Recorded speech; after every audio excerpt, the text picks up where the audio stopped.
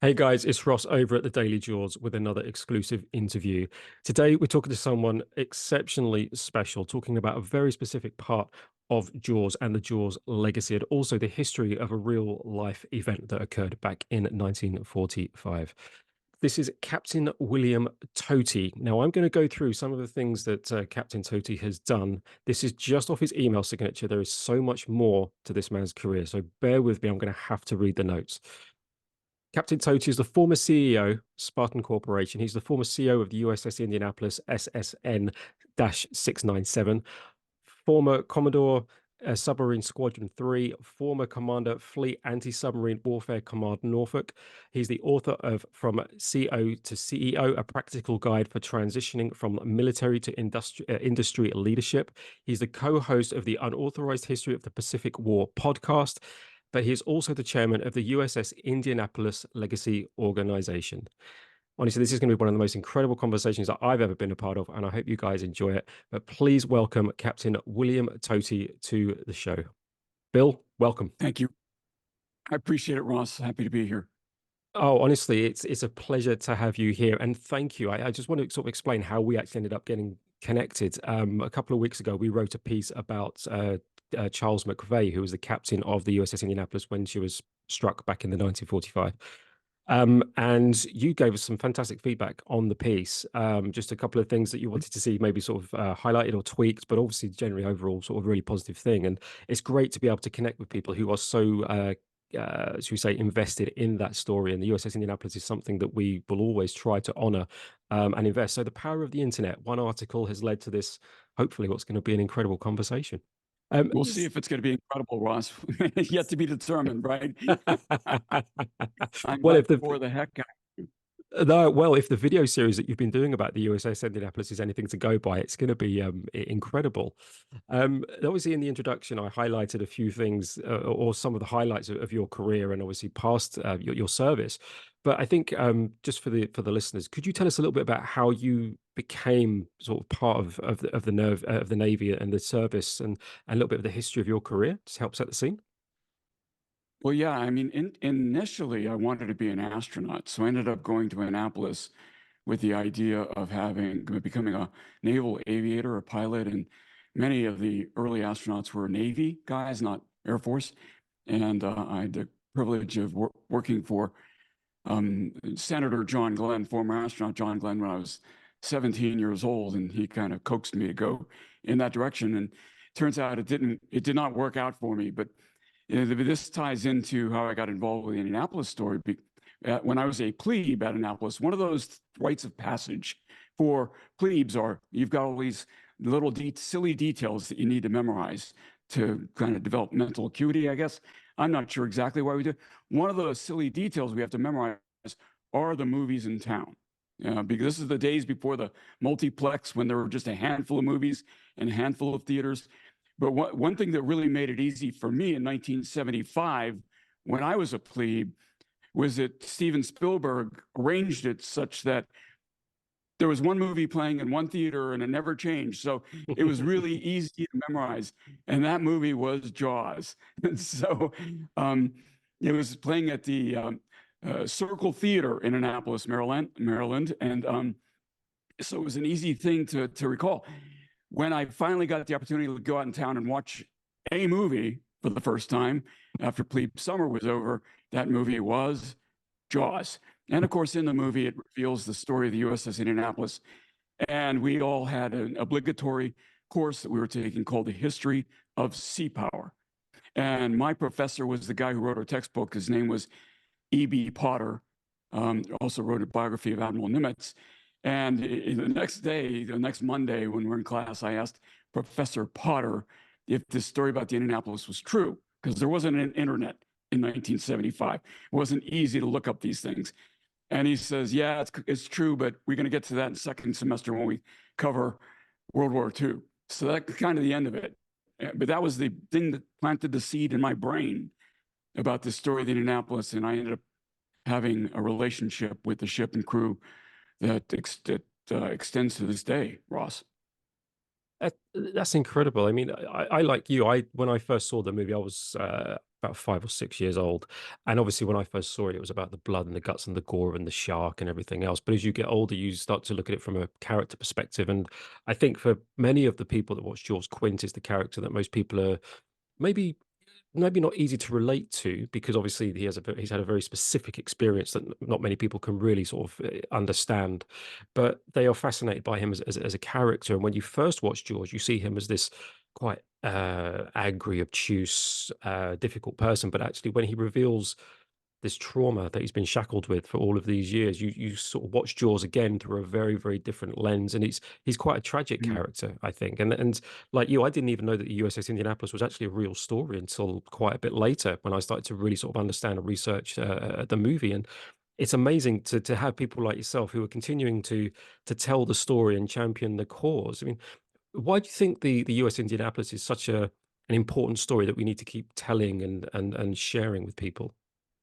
Oh, is the reason we need to keep telling is because it is a true story. And most people learn about the Indianapolis from the movie Jaws. Whether that's a good thing or a bad thing is irrelevant. It is a fact.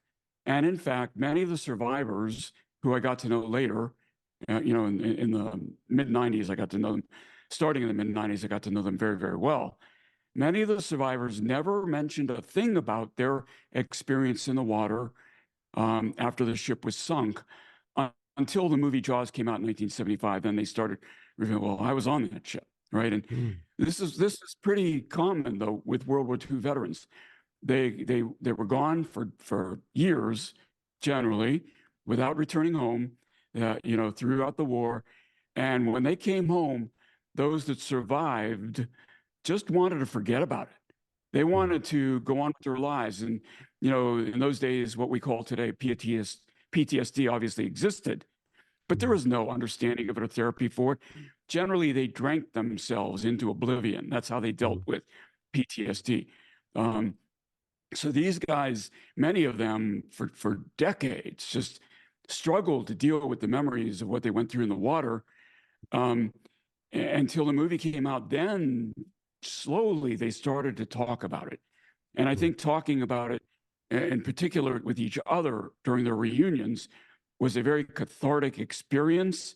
And it began the road to healing. And their first reunion was actually in 1960, then they had one in 65. And then McVay, their captain, committed suicide in 68. And then they determined that they were going to try to do something about it. That didn't happen. It didn't get corrected until the year 2000.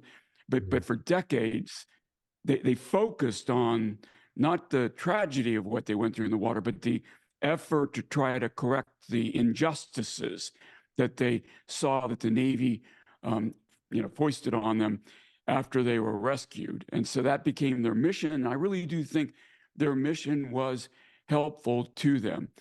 So the reason we got to keep remembering it is just to remember their sacrifice and service. There are examples of millions and millions of Brits and Americans and Aussies and Kiwis and other allies that went through similar experiences throughout the war. And as they're dying off these days, there are just so few of them left. We have one survivor left from the Indianapolis, mm, just one. And there were close to 200 when I first started working with them.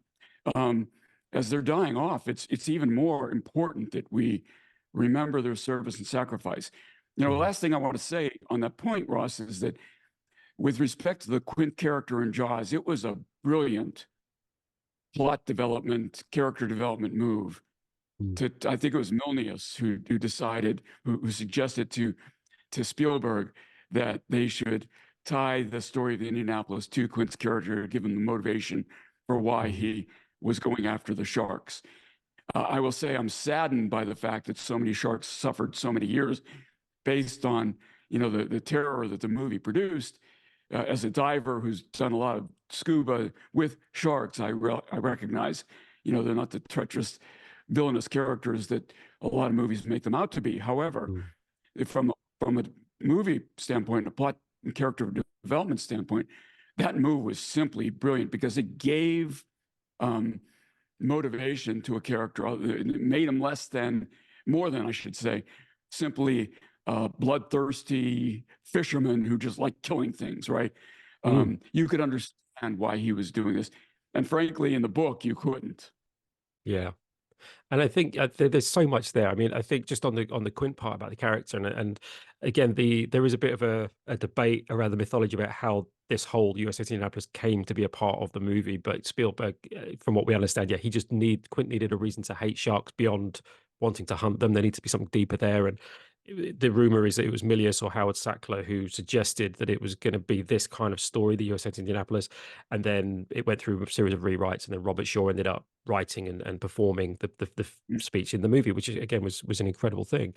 I think with the through line for Quint, as I say, like when you first watch it, you think he's just an angry, bitter guy, but actually you realize that it's something you mentioned earlier, PTSD. And I think there's quite a lot of survivor's guilt there as well, because there are other moments as well throughout the movie that hint at this. So, when he says he'll never put on a life jacket again, it's like he's thinking, Mm. I think in his mind, he's thinking maybe he should have lost his lives with his friends back in 1945. He shouldn't still be here, which is why, and we wrote a piece about this, about was Quint always destined to be killed by a shark, or was this his manifestation of fate in a Mhm. very sort of mythical kind of way? We're getting into sort of Jaws of Revenge territory there, but I won't go too deep into those waters. Yeah. I think the other thing as well, there was a story that I don't think I shared with you up until now, but I used to work for a technology company many, many years ago. And part of that role was in retail. And I had a gentleman come into the store one day, and he was quite an elderly guy. And normally, when you get older people come into technology places, it's normally because they just need help with something. Maybe they've forgotten a password, locked themselves out of email, or they're just trying to get their head around a new piece of technology, which, we all do. But this guy came in and he sat down and talked to him. I said, "So, how can I help you?" And he said, I need some help. I said, "Yeah, sure. What can I do for you?" And he said, I was on a ship that got hit during the war. And I can't remember the detail. It didn't resonate with me at the time. So the details escaped me. But I've got a feeling it was something like the USS Argentina or something like that. I might be wrong on that. And he said, I was reading about it online and it's wrong. I was on that boat. I want to change what happened. And I'm like, okay. And we logged into Wikipedia because this is where he'd read this article about it. He goes, that isn't right. That isn't right. That isn't right. So we set him up with a Wikipedia account. We set him up with an email account. And then he basically dictated to me what he wanted to correct. And the Mhm. point being, and I think it's something you said, I think one, it's really important that these stories are told.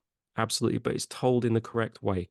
There is going to That's be right. good, there is going to be bad, but it needs to be fair. It needs to be reflective of the truth. Otherwise, we're never really going to learn from these sacrifices and service that these guys go through. And from a story driving perspective, I think it does add a different layer, but it also shines a light on a true life event. Again, there is something that whether it was avoidable or not, we'll probably never know for sure. And then, as you say, there's the aftermath of the actual event itself with Charles McVay and his tragic suicide. Because from what we could tell, he was basically made to be a scapegoat in this whole thing. Which, looking back from what we understand now, actually wasn't the case. There was very little he could have done. So I Yes. just think just that lateral move for that character development opens up a whole new dimension, not just in terms of Jaws, but also I think in a way, because some people have sort of because obviously Jaws came out in the 70s, which is sort of just after Vietnam, and then you've got the Watergate stuff, and there's a lot about paranoia in there, and there's a lot about some parallels with Vietnam as well. But then if you go back even further and sort of throw the Indianapolis story into that, it's like as a culture, let alone as an American culture, but as a culture, are we learning from our past mistakes? I think that's one of the questions that Jaws kind of asks, because even though the shark is in the water, the mayor of the present day is still keeping the beaches open. So it's just like, when are we going to learn? So there's so many different layers, but just looking at that USS Indianapolis story, it's a Mm. fantastic conduit into a dark chapter of history that we can still learn from today. No, no, I was going to say on your point of making sure that we learn the right lessons, for better or worse, the mythology is developed around the story of the Indianapolis. And by the way, that's a painting right there, a Oh, print of a beautiful. painting of the Indianapolis being torpedoed over my right shoulder. It's sadly, every new writer about the story of the Indianapolis wants to make their mark on the story. Mm. And I'm not saying that this is done intentionally, but in trying to make their mark and differentiating themselves from previous writers, they add texture and storylines, some of which are not true. which they want to be true, which sound really gripping and make for some reason I think they think it makes the story more real, Mm. but are false. And so, one of my personal missions has been to correct that mythology. For example, there's a myth of Captain McVay committing suicide with a toy sailor or soldier in his hand. That's not true. But there's many other myths. Some of them created by Jaws. Frankly, they get the month wrong of when the Yeah. ship was sunk. At this point, the rest were taken by sharks. No, the rest were not taken by sharks. A significant number were taken by sharks, but not all the rest. And so things like this, it's important to honor the service of those guys by making sure we convey the correct representation of the story, just like the gentleman who is trying to get you to correct the Wikipedia article. And we've been trying to do that ever since. Mm. And are there any sort of major myths out there, say beyond Jaws, that you think we can maybe set the record straight on sort of now? Well, we devoted an entire page of our USS Indianapolis.com website to this mythology matter. One of the myths is that Admiral King, who is the chief of naval operations in British language, that'd be First Sea Lord, had been prosecuted as a lieutenant by Captain McVay's father, who truthfully was the commander of the Asiatic fleet, and therefore his campaign to persecute the son, Charles McVay III, was based on this desire to get even with the father. It is true that Admiral King was prosecuted as a lieutenant for bringing a woman on board his ship. That part is true.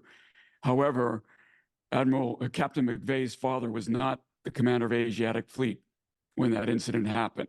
And so Captain McVay's father was not the guy who put Lieutenant King on report.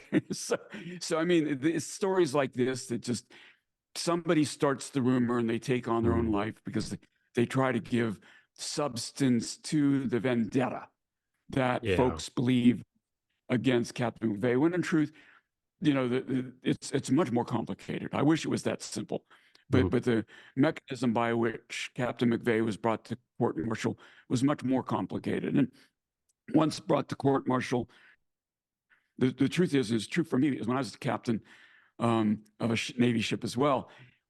And on any day, on any given day, on any given ship, somebody can find some transgression for which the captain can be court-martialed.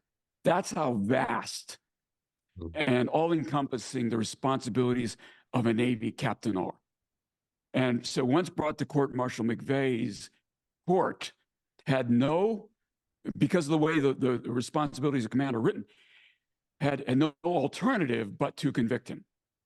Even if he couldn't do anything to prevent the sinking from happening, he was still responsible for that ship. Therefore, by law, he could be convicted. So that's the second myth, is that the court was erroneously found him guilty. In fact, the error was in bringing the charges in the first place.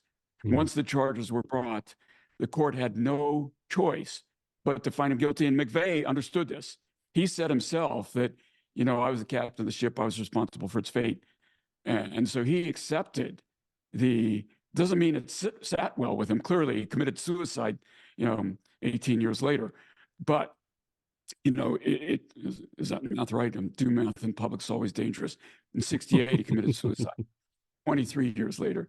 So, but the tragic sequence, it was almost like a Greek tragedy, where you could not stop these factors from happening one after the other. And you almost see inevitable the outcome. But there's nothing you do to stop it. That's what is so sad about this story. And eventually we did get the record corrected in the year 2000, but way too late for him or many of the guys that fell before him.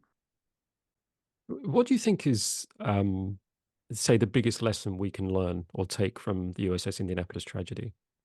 Well, I mean, there are tactical Navy-related lessons that I worry we still haven't learned, which is, sometimes you make systems so complicated that they are doomed to fail, that their default status will be failure.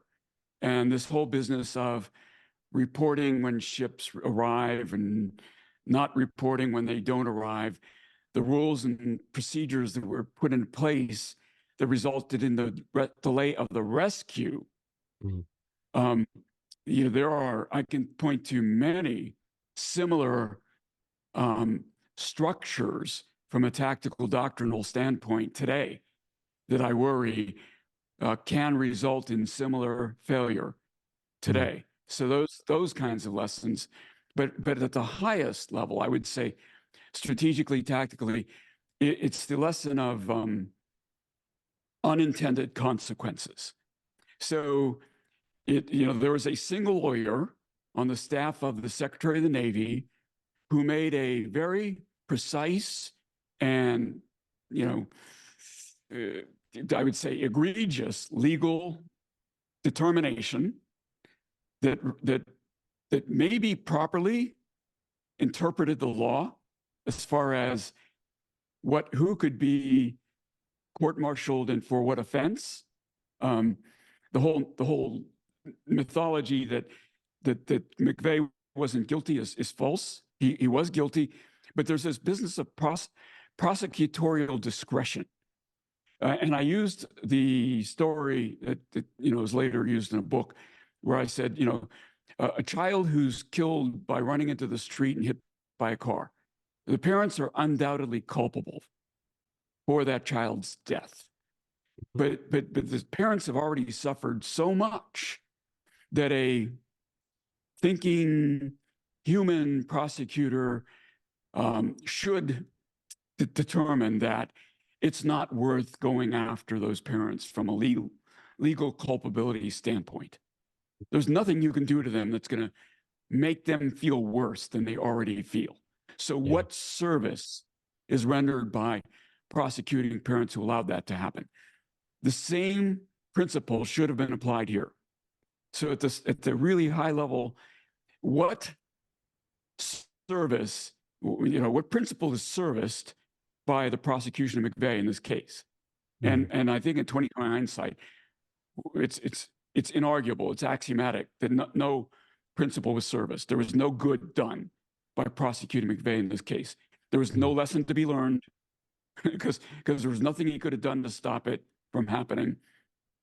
There was no procedure that needed to be corrected. There was no example that needed to be set.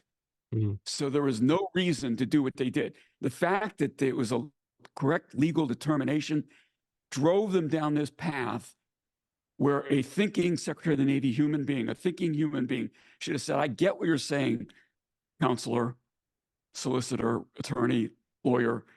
However, we're not going to do that. And here's why we're not going to do that. As a commander, in my case, as a commodore or a ship CO, there were times when I could have gone down the path that was recommended by an attorney where I said, no, we're not going to do that. We're not going to do that because it might be the legally correct thing to do, but it's not the right thing to do. And there's a distinction between what is right and what is legally correct that a lot of people frequently miss. And so, long answer to a short question. I'm sorry about that, Ross. No, it's absolutely perfect. And the thing is, it's such a poignant point that you're making because we've all been in situations. I've been obviously not to your to your level, but I've been in charge of teams. I've been in charge of training. I run a small business. I have a team that look to me for answers, and sometimes I need to steer the ship in uncomfortable directions and make tough decisions from time to time. We all do. But as you say, there's not always a lesson to be learned from punishment.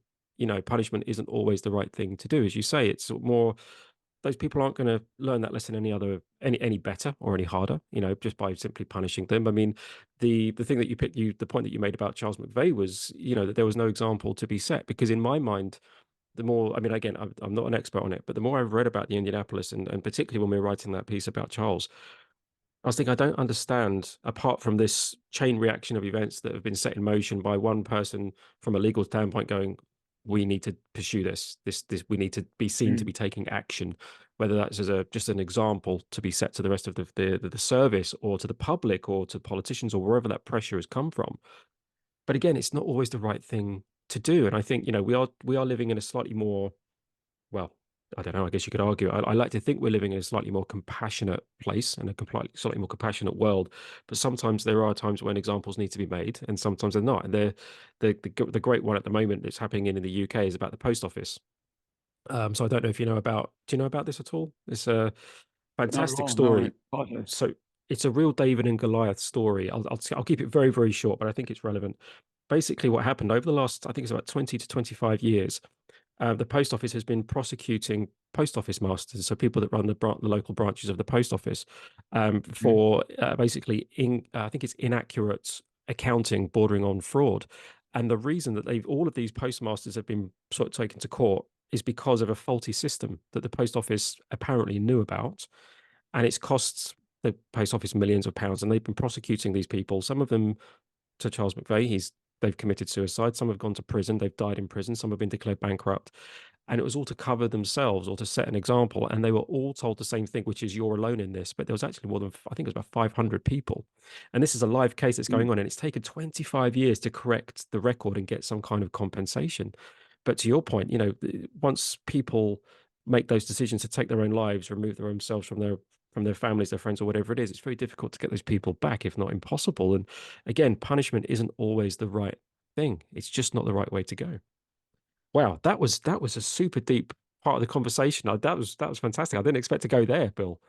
Um, let's Neither did let's I. no, it's great. It's wonderful, and this is kind of why we have these conversations and invite guests like you on, because we don't quite know where we're going to go with these things, and that was fantastic. Let's Mm. pivot back to Jaws for a moment. Now, Sure. when we were conversing before the interview, you told me that you had a couple of, or a sort of two or three really cool Jaws things. So I believe you have a first edition copy of the book. Is that right? I Is- do. Yes, I do. Yeah. Oh, My father was a rare used book collector, and he came across this book signed by Peter Benchley, and yeah, it's one of my prized possessions. what do you think about the comparison between the movie and the book? Do you have a preference? Oh, I hate to say this. Usually I say the books are better, but in the case of Jaws, I really think the movie is better. Yeah. Um, Is that and because of the it's USS interesting. Indianapolis, though? Um, yeah, I mean, I'm trying to be. I also believe the same about the movie Godfather. So the movie Mhm. is better than the book. I have the book as well, right? And so it's rare, but this does happen. Now, I think that Spielberg added a lot of texture to the movie that wasn't in the book. The book, and again, forgive me for saying this, but I think it was almost written as um, a pulp, right? As trying to sell a lot of books to the public and without a lot of depth. It wasn't written as literature, clearly. So, and the same is true. And Mario Puzo would have said the same thing about the book Godfather. In fact, he was somewhat embarrassed by it. And Coppola made the movie Godfather way better than the book. And I Mm. think Spielberg did the same thing. It's rare when a director can do that, but it does happen. Yeah, yeah. And I think to your point, the addition of the USS Indianapolis speech or the story adds depth to one of these, Mhm. well, the all-time great cinematic characters. So yeah, I tend to agree. I mean, I've gone back to the book a few times and I've reread it, and there's some really interesting ideas there that aren't fully explored. But it's a great Mm. foundation for, for me, I think the greatest movie ever made. Um, Yeah, and you also went to see The Shark is Broken, the play I did. written Yeah, by Ian Shaw, playing his dad as Quint in Jaws. I think that's right. that is true. And it was scary. I got to meet him, Ian. What a great pleasure that was. I mean, he channeled his father. If for those of you that didn't see the play, and I'm not even sure it's still running, he looked like his father. He talked like his father. Mm, It was eerie to see when he did the speech. You could have heard a pin drop mm, in the theater. It was, and I saw it on Broadway.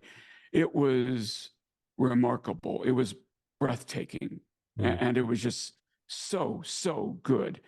And to meet him afterwards and share with him what an impact that movie had on the actual survivors in Indianapolis. I'm not sure he had heard these stories, truthfully, Ian, I'm talking about Mm, now, um, and how cathartic it was for the survivors to begin to talk about it, and how his dad, in writing that speech, was the mm. motive force behind all of these men being able to talk about something they'd experienced, you know, 30 years earlier.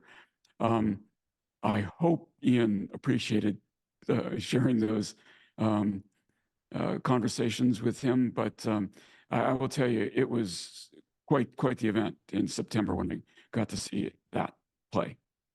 I couldn't agree with you more in terms of what you said about the play, because we went to see it back in 2000 and I think it was 18 when it was first premiered in Mm, Brighton, in a tiny little theater mm, in Brighton. And it was so impactful. It was so intimate, but it was really impactful.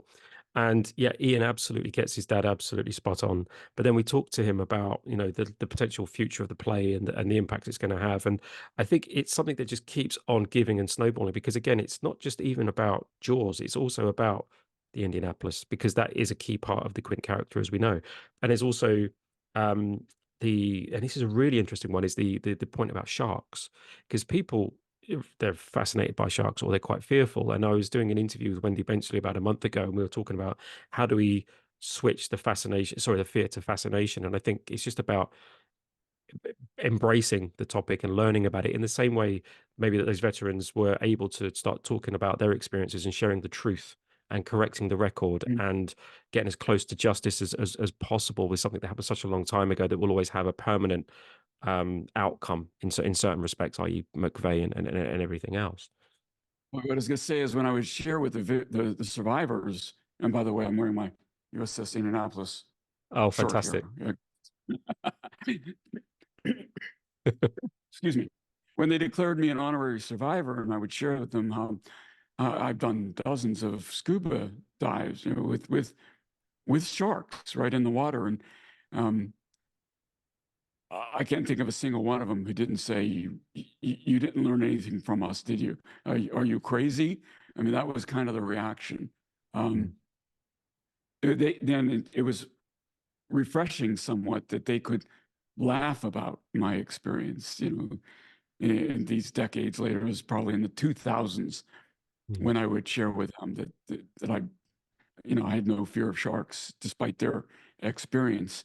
mm, Um, and at this point in their lives, they were able to chuckle that I was stupid enough for, mm. to do what I was doing. Um, and I was actually quite reluctant initially to tell them I had done this, because I did this. I'd started diving in the 70s before I knew any of them, um, and I wasn't quite sure how they would react, or whether it would, revive old memories. To the thought of me in the water with them, with so many sharks, dozens, of sharks in Mm. some cases, and but their reaction was um, much better than I had imagined it would be. I guess that's the way to say it. I think, though, to be fair, that says quite a lot about the mindset and the attitudes. Because I know a few people in the services, and they have, even though they may have had a quite an intense or tragic or bad experience with something, doesn't necessarily mean that that's reflective of the experience that everyone's going to have in those circumstances, or whatever it is, whether it's with a shark or walking down a dark alley at night. It's not the same thing. And I think, again, particularly with sharks, and I think Jaws has got a big, it's been a big influence in this, that we continue to learn more and more about these creatures, and we understand Mm. their environment, we understand their behavior, we understand how we need to behave. Obviously, there's still a long way to go, because there is a big misconception around sharks. Everyone thinks that they're all man eaters and things like that. But we are starting to learn that actually they're not. They're very gentle creatures. They're very inquisitive. They don't have hands in the same way that we do. So they might do an investigative bite from time to time, which can sadly be fatal. It could be But there's no, traumatic, and yeah. yeah, exactly. But again, a lot of the time, I mean, there's some fantastic people out there, and the advent of drone technology as well allows us to see how close sharks actually get to us without actually taking any action against us. They're just curious. What's in my world? What's in my territory right now? Okay, that doesn't look like a threat. It's not prey. Well, I'm just going to carry on being a shark over here then, and you carry on being a surfer over there, and we all live kind of happily ever after. So I think the more we understand about these things, we get to the truth. And I think that's kind of what the Indianapolis is what you're striving to do with the Indianapolis, which is certainly I've learned a lot from the conversation today, and hopefully people will continue to do it with sharks and all aspects of their lives without getting too prophetic or anything like that. It's just kind of I think where we all are trying to get to. Now, you are the chairman of the USS Indianapolis Legacy Organization. Tell us about your work and that organization. Yeah, well, the survivors had a survivors organization, from 1960 on. When I was captain of the submarine Indianapolis during the 90s, President Bill Clinton, after the Cold War ended, decided, oh, we don't need these submarines anymore. So decommissioned my perfectly good submarine halfway through its life, if you can believe that, USS Indianapolis. When and so during the decommissioning ceremony, prior to the decommissioning ceremony, I invited the cruiser survivors who I'd been a fly on the wall around some of them. I didn't actually know any of them very well.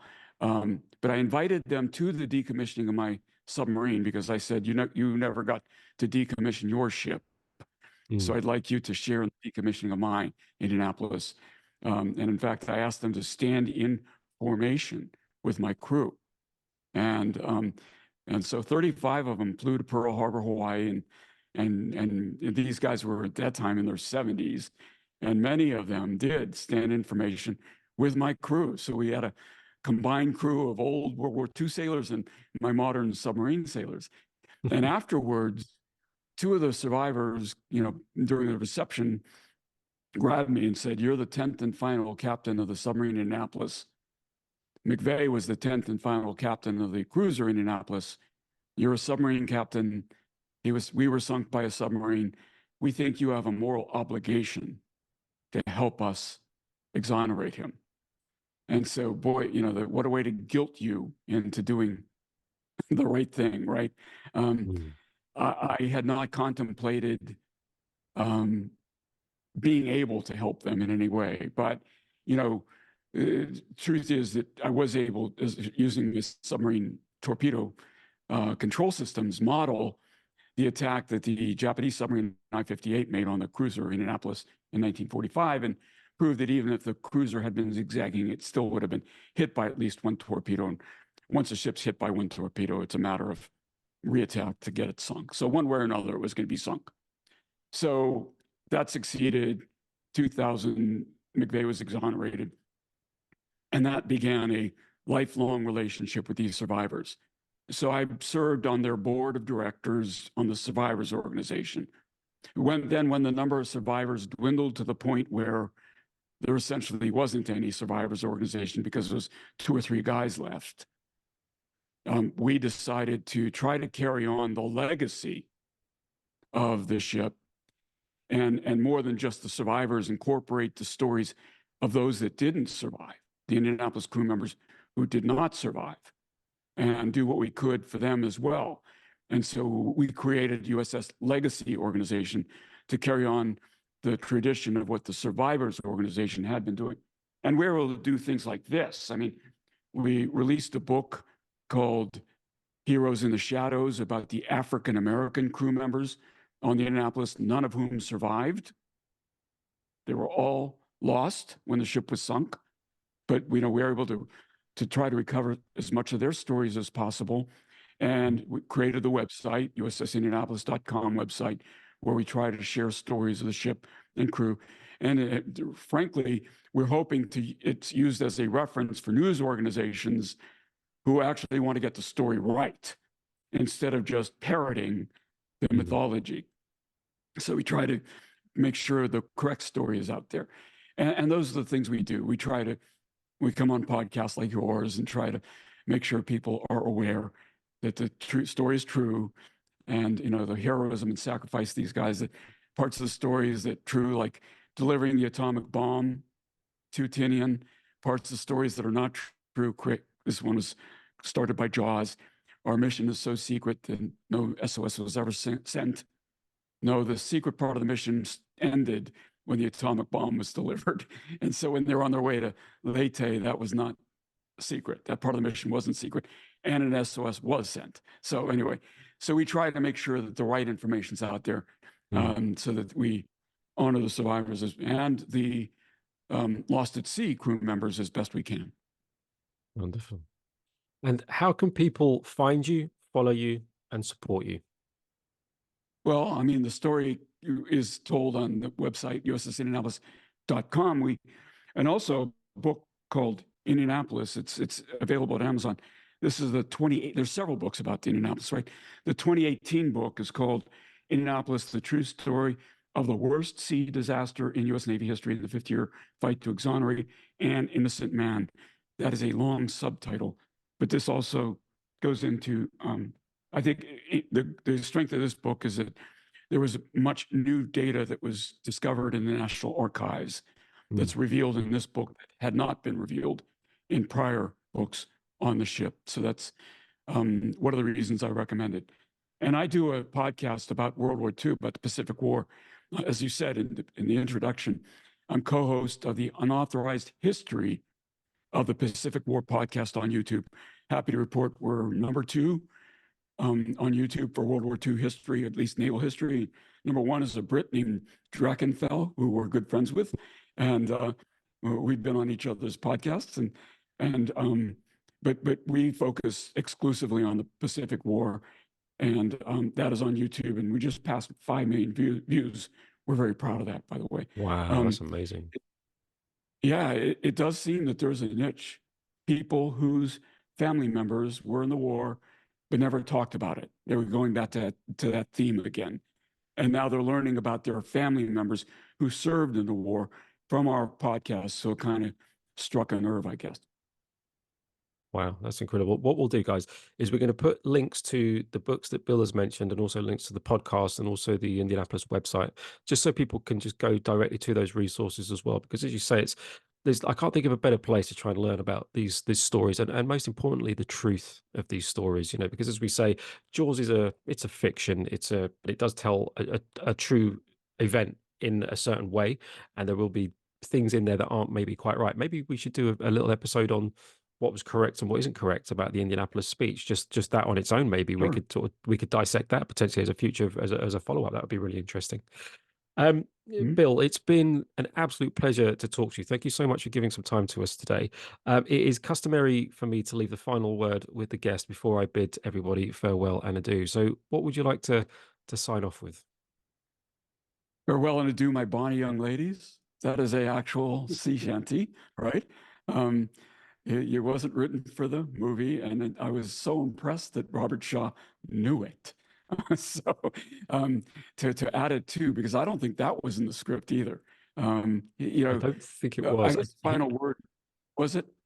He actually sang it in an episode of the Buccaneers many years before. We did. And I think he remembered it from that. See, you would know that. Yeah, I mean, he was such a gifted writer, and not just an actor. And your viewers know that. I don't have to remind them of that. But he was such a gifted writer. I guess the final word I would leave is that yes, the story is true. It is as tragic as any Greek tragedy. There's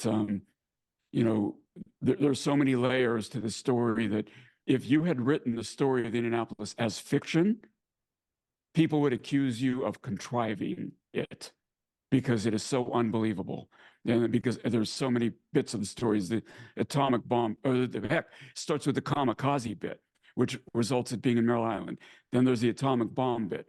Then there's the, sinking by I-58. Then there's the almost 5 days in the water. Then there's the miraculous discovery of the crew. Otherwise, we would never know any of this because they would all have perished. Then there's the court-martial, and that it just keeps going on and on and on. And for all of it to wrapped up in a single story, if you had written it as fiction, nobody would believe it, but it is true. Incredible. Bill, thank you so much again for spending some time with us today. Guys, I've been Ross Williams for the Daily Jaws, speaking with Captain William Toti, chairman of the USS Indianapolis Legacy Organization. Tune in again soon for another fascinating conversation. But until next time, I'll drink to your legs and I'll bid you farewell and adieu.